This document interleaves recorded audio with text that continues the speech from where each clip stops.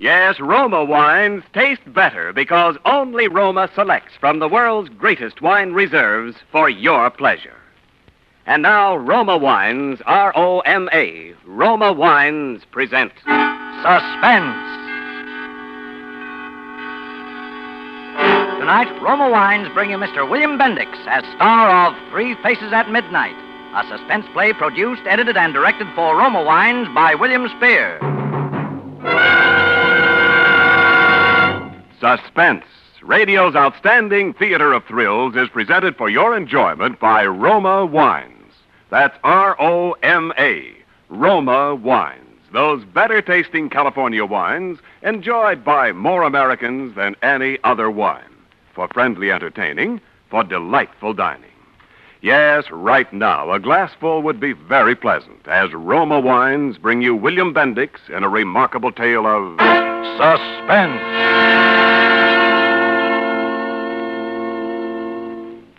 They say they got 58 million jobs in this country.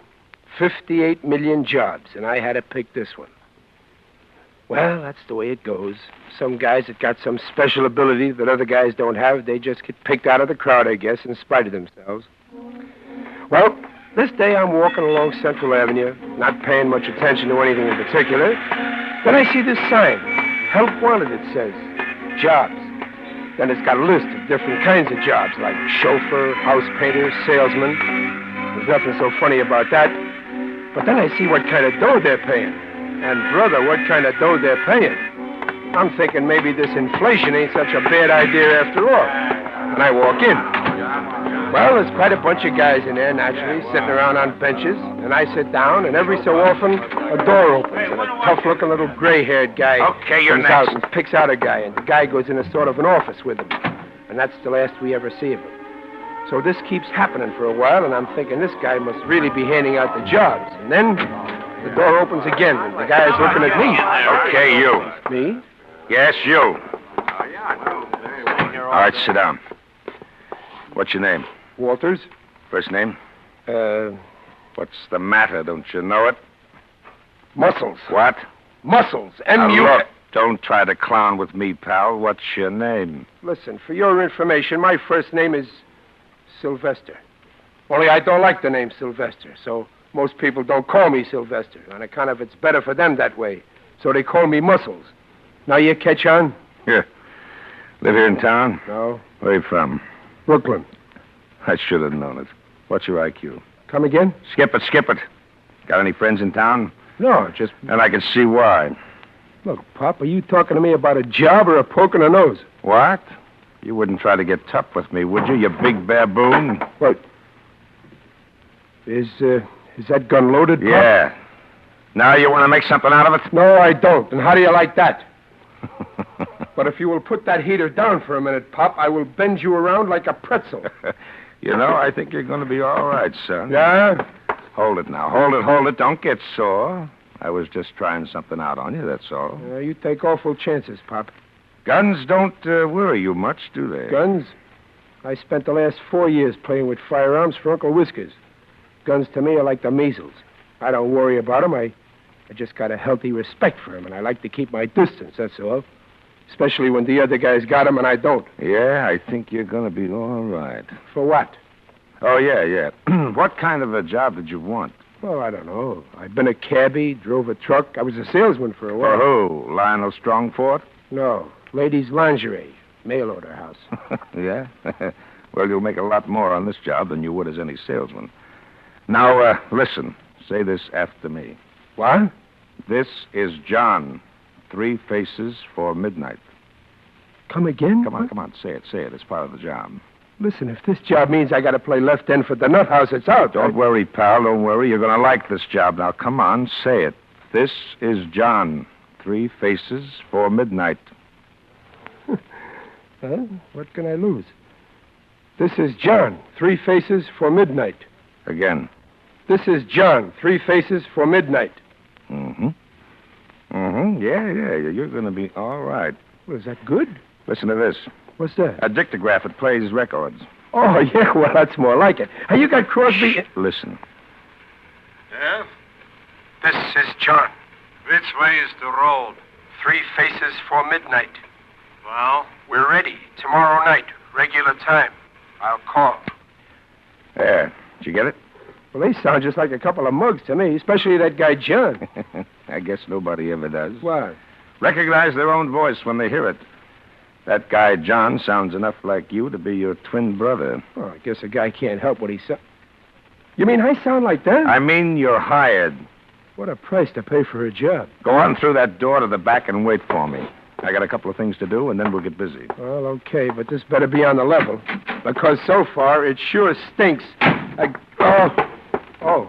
Pardon me. You all alone in here? I was. Well, I didn't mean to interrupt or anything, only he sent me in here. Oh, it's quite all right. Make yourself quite at home. Well, thanks. Only I hope you won't mind if I return to the pursuit of my magazine. Hmm? Oh, you were reading. I like to read myself sometimes. I'm sure. You're working for this guy here? I'm afraid that's confidential. Oh, so he gave you that, too, huh? Why, yes. Are you working for him? Well, I don't know if you could call it working. Well, didn't he tell you anything? Yeah. All about how I sounded like a guy named John, and what did I think about guns. Guns? Yeah. Oh. Well, what are you supposed to do? Well, I don't know exactly. That sounds just as crazy as what I'm supposed to do. Well, you see, I'm a photographer. Oh, you take pictures? Uh-huh. I'm just an amateur, really. But I get some very good pictures. I showed him some. A 16 millimeter. What's that? Movies. With this camera here. See? Oh. Well, if this is some kind of gag for the movies, then it makes sense. They say in that racket everybody's crazy. Well, I don't know. I figured he wanted me to take some pictures of some kind of an affair.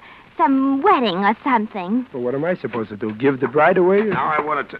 Oh, you two get acquainted? Well, we were making a start. Good. Okay, now look. I got all your instructions written down here. Everything you're supposed to do. You take a train to Woodbridge and walk, not take a cab. Walk to a certain house. There's a map here. You can't miss it. Well, aren't you coming? Yeah, sure. I'll be there, but I got to go separately. There's a reason for that. So go on, beat it now. Your train leaves in a half an hour. You can read over your instructions on the way.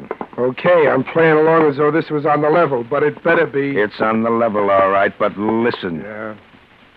Don't you do anything that's not in those instructions. See? Why should we? I'm just telling you. Because I wouldn't want to see anything happen to you. Either of you.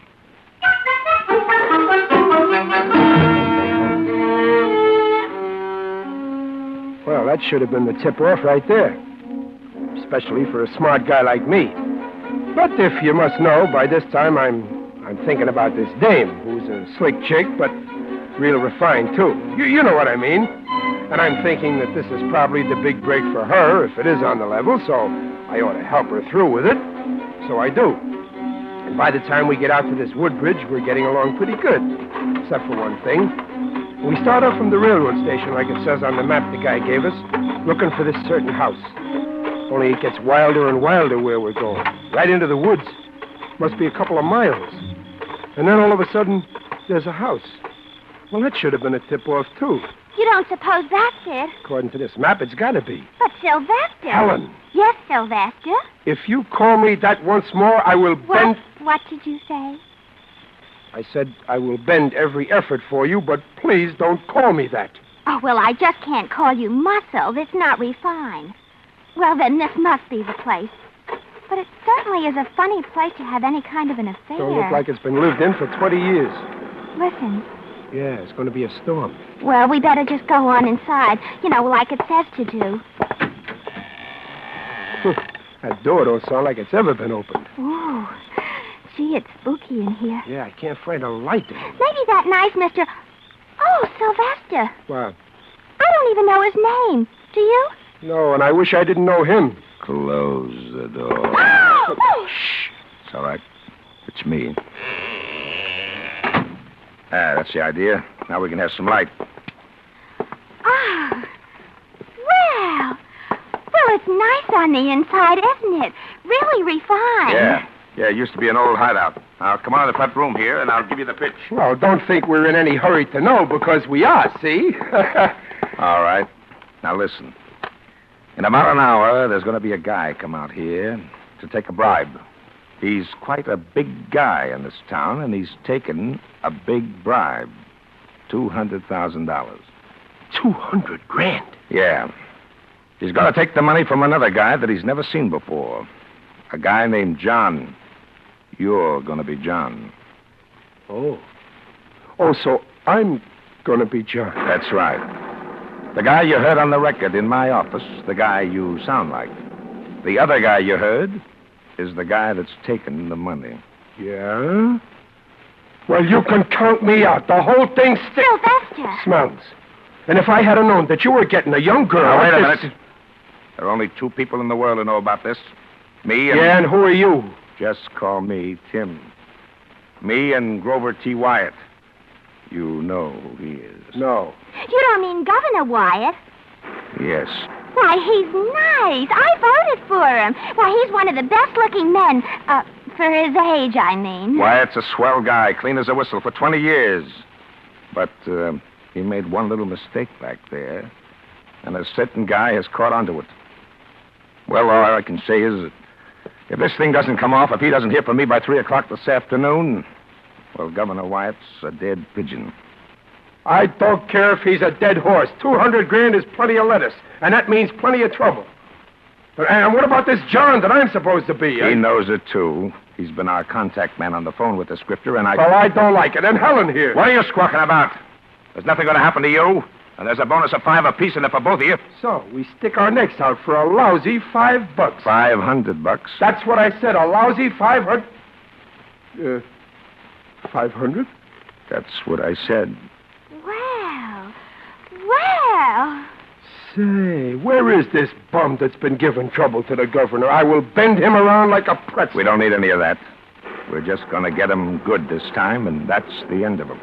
And you want me to take pictures of the, transaction? Yes, now you're getting smart. Yeah, from that landing up there. That's why we've got so much light in here. Will it be okay? Oh, it'll be quite all right, I'm sure. Yeah, but there's just one thing. What? So this guy shows up and he thinks I'm John because he's never seen John. But what if John shows up? Well, now, this John was sort of a double-crosser. He won't show up. How do you know? He had a little accident this morning. He's dead.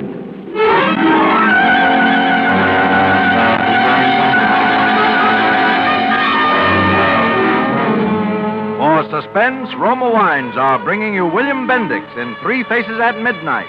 Roma Wines' presentation tonight in radio's outstanding theater of thrills, Suspense.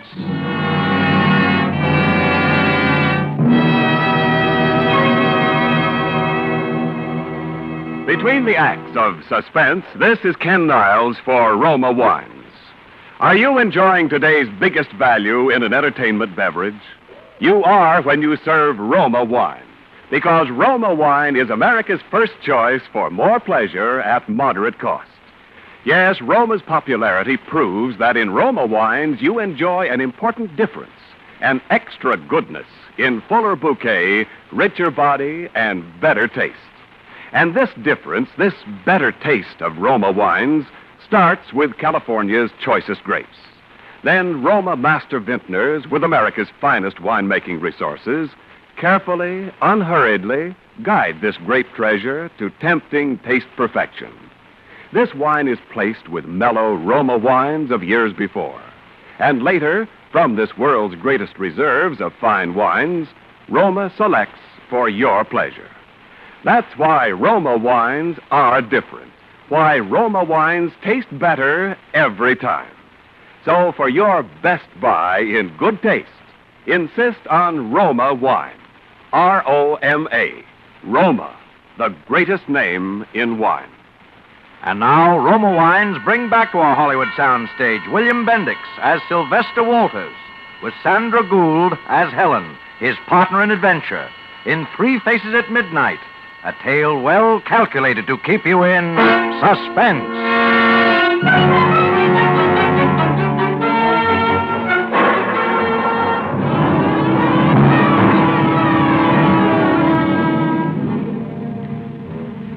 So So there we are, just sitting and waiting in a house that looks like something Boris Karloff moved out of because it made him nervous. Me and this guy called Tim that's working for this governor called Wyatt, and this slick chick called Helen that's going to take the pictures. Just sitting and waiting for a guy that's going to come and take a bribe of $200,000 from another guy called John. Only I'm going to be John on account of I sound just like him, and this other guy has never seen him, and anyway, this John has just got himself knocked off. You don't get it? Neither do I. But for $500, who am I to have to know everybody's business? And Helen, she's sitting there as cool as though bribes of $200,000 and dead guys named John was just something she run across at the dime store novelty counter. So we go over what I'm supposed to say to this guy a couple of times, and the storm outside getting worse all the time. And then we hear the knock on the door. That's him. That's him. Now, all the dough's there in the briefcase. You know what to do. Helen, up on that landing, quick. Okay. Where are you going to be? Right in this closet. Now, go to it and make it look good.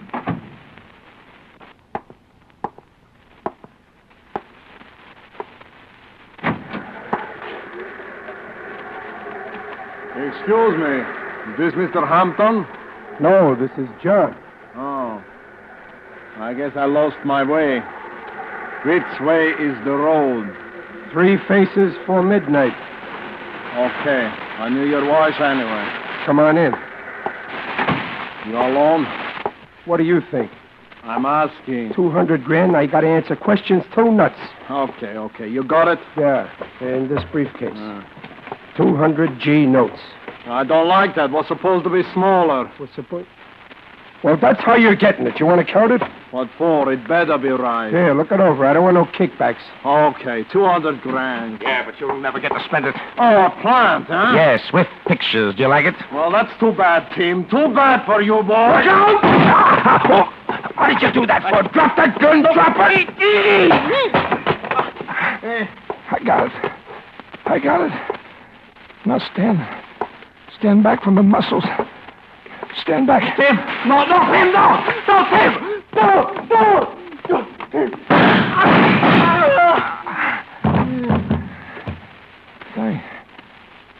Thanks. Muscle.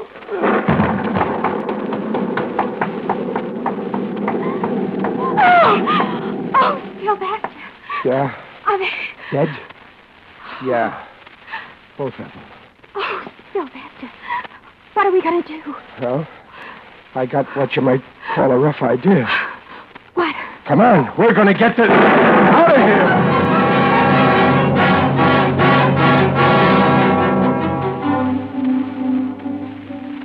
We have to walk the 2 miles to the station through the pouring rain. But even all that cold water don't seem to make my brains work any better.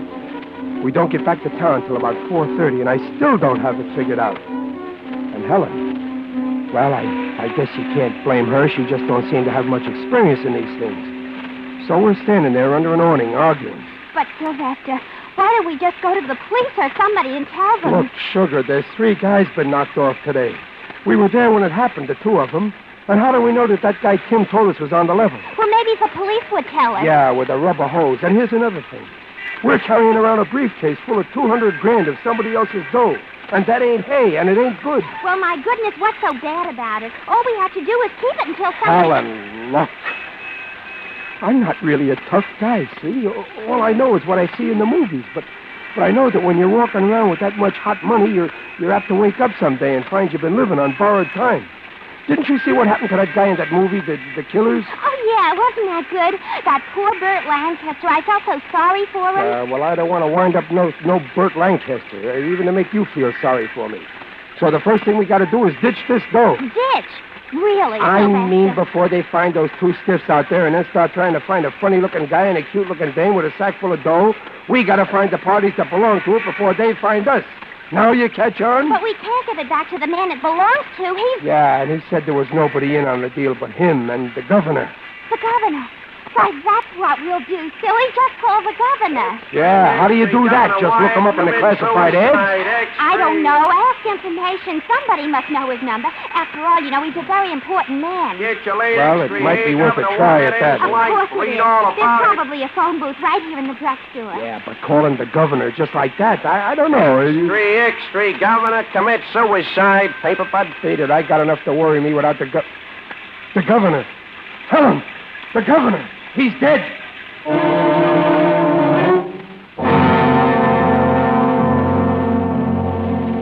Well, of course. Now I remember what that guy said about the governor being a dead pigeon if he didn't get word by 3 o'clock. But it's too late now for that to do anybody much good, us or him either. There was just one more chance, that employment agency. The rain had almost stopped now, and we went over to Central Avenue to look for it. Of course this is the place. I'd recognize it any time. Yeah, where's the sign with the jobs on it? I don't know. Maybe they take it down when it rains to keep the letters from running. Yeah, maybe. The joint looks closed to me. It is. Hey, anybody in there? Hey, open up! Come on, open up. What do you want? We want to see the boss. I'm in charge here. What do you want? Well, we were sort of looking for a couple of jobs. I don't have no jobs. I'm just trying to rent this place. It's vacant. Vacant? Isn't this an employment agency? Not since this morning. You want to rent it? Look, this is kind of important to us. The guy that had it before, he was a sort of a tough-looking little gray-haired guy, huh? Yeah, that's a guy by the name of Whiting. George Whiting. Oh, no, his name was Tim. Look, lady, if you know so much, what are you asking me for? Well, it's all right. He probably had 2 names. You wouldn't know his home address, would you? I don't know a thing about the man, fella. If you gotta see him so bad, the only thing I could advise you to do is, stick around on the off chance he might come back. But he can't. He's dead. He's what? Well, just skip it. Well, we got the wrong guy.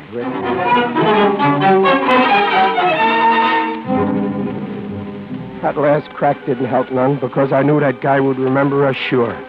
And now I saw the whole thing. That employment racket was just a phony setup to catch a couple of patsies. Us. I headed us back to the choo-choo station. On the way, I slipped a G-note out of the briefcase. It was time to do something fast. Leave town? Oh, but I don't want to leave town. It's nice. Yeah, they got nice, comfortable slabs in the morgue, too. Come on, we're going to check this briefcase. But what are we going to check it for if we're going to leave town? If it's too heavy, Mr. Walters, I'll carry it. Look, Sugar, for the last time, I hope. 3 guys are dead. The governor of a state, almost as important as Brooklyn, has just knocked himself off. All on account of what's in this bag. We are ditching this bag, Sugar, and we are lambing. I'll explain what that means later. Check this, will you, Bud? When do you want it? Sometime next week. I'm going out of town. Okay, 2 bits now and 2 bits more for every day you leave it. You pay the rest later. There you are. 25, 20. Hey, what is this, a gag? Well, what's the matter now? $1,000. Oh, I must have made a mistake. You sure must have. Yeah, but I don't seem to have nothing smaller. Well, I sure ain't gonna change this. Okay. Give me the bag. Come on, Helen. Hey, wait! Hey, Jerry, stop that guy! What? Hey, you! Wait a minute. Now, look, officer, I just... Come on. The man wants to see you. What's the matter, Sam? That guy must be nuts. He just walked off and left a $1,000 bill. Oh, did I say? A G-note. Let me see it. Well, it's mine. Ask him. Where'd you get this, Bud? Well, why, officer, I just made a little killing at the track. Which track? Why, look, I just wanted to check my bag, officer. What's in that bag? Nothing, officer. Just some purely personal stuff. Let me see. Say, what is... Give me that bag. Well, what? What's in it, Jerry? Why, there's nothing in this bag at all. Nothing at all. Just a little movie camera. You see, I told you. And about $1 million. Come on.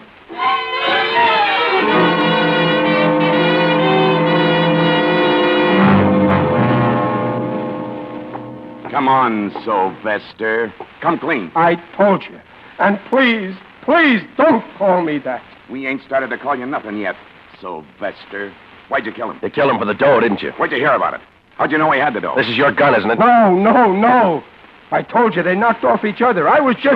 Sure, with the same gun. One guy shoots the other one and then hands him the gun, and only the gun's got your prints all over it. I took it away from the guy. You were robbing the house, weren't you? They came to make their deal and you knocked them off. Listen, the governor himself knew. Sure, we'll get the governor to come right down and make a statement. You trying to be funny, Sylvester? You were robbing a house. You swiped the camera and you put it in the bag, and then they came in. You saw all that dough and you knocked them off. Listen, Sylvester. You don't want to get that sweet little girlfriend of yours in a jam, do you? Helen, what have you done to her? Nothing. Yet. Come on, come clean and we'll let her go. But I tell you, Come on, Sylvester. Or we'll send her to the hot seat with you. You wouldn't. You couldn't. No? That's what you think. You killed him, didn't you? You killed him. Okay, I killed him. Now you happy? That's a boy. Sylvester. Hey, get this, Harry. Now will you stop calling me that? Okay, Sylvester, you killed him. What was the girl doing there? She had nothing to do with it. She was just taking the pictures. What pictures? The pictures. The pictures! There's your answer, you big dopes. Go look at the pictures.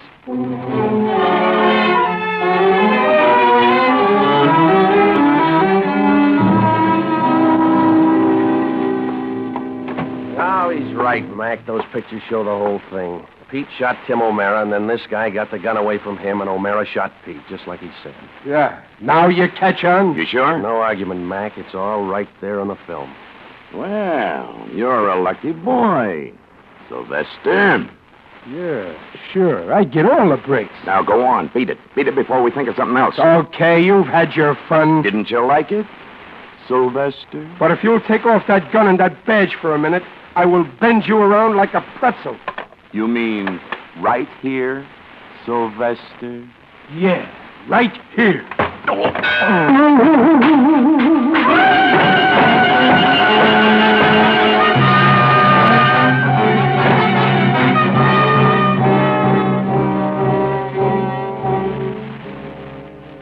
After I served my 90 days, I went and got my name changed by a judge from Sylvester to Muscles.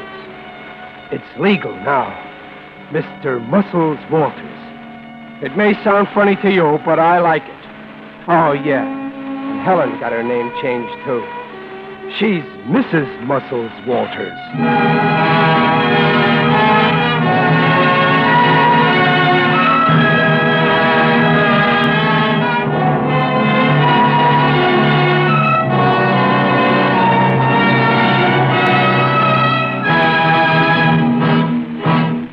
Suspense. Presented by Roma Wines, R-O-M-A, Roma, America's favorite wines. And now this is Ken Niles returning for a curtain call with the rugged star of tonight's suspense play, William Bendix. Bill, are those bulges in your coat really muscles, or did your tailor install them? Well, they ain't mothballs, chum. You want to see me tear up a phone book? You're safe. I don't happen to have one on me. Oh. Well, I will demonstrate with my script. Only 30 pages. Give me yours, too, Ken. Now, I fold them once, then twice, and... then I stack up the pieces, and... Hey? Oh, that's fine. There went both scripts. Now what do we read from? Well, gee, Ken, I never thought. But you don't need a script to tell folks how good Roma wines are, do you? You're right, Bill. And to start with, here's a gift basket of Roma, California wines with compliments from Roma, the greatest name in wine. Well, that's what I call a magnanimous gesture. And now let me hear you tell about this Roma sherry without a script. Certainly, Bill. Roma Sherry is the perfect first call for dinner, the ideal wine for entertaining anytime. Roma Sherry is the favorite of millions because golden amber fragrant Roma Sherry is so good, so many tasty ways. You'll enjoy Roma Sherry before dinner, Bill, and when guests drop in, delight them with the warmth and graciousness, the tempting nut-like taste of Roma Sherry. This guy knows his wine. Yes, because I know that in all Roma wines you enjoy an important difference. An extra goodness in fuller bouquet, richer body, and better taste. That's why more Americans enjoy Roma than any other wine. He done it. Thanks, Ken, and good night. William Bendix appears through the courtesy of Procter & Gamble, makers of Dreft, and can soon be seen in the Paramount picture Blaze of Noon. Tonight's suspense play was written by John Eugene Hasty and Robert Richards. Next Thursday, same time, you will hear Mr. Eddie Bracken as star of Suspense. Produced and directed by William Spear for the Roma Wine Company of Fresno, California. In the coming weeks, Suspense will present such stars as Howard Da Silva, Kirk Douglas, James Stewart, Nancy Kelly, and many others. Make it a point to listen each Thursday to Suspense, radio's outstanding theater of thrills. Stay tuned for the thrilling adventures of the FBI in peace and war, following immediately over most of these stations. This is CBS, the Columbia Broadcasting System.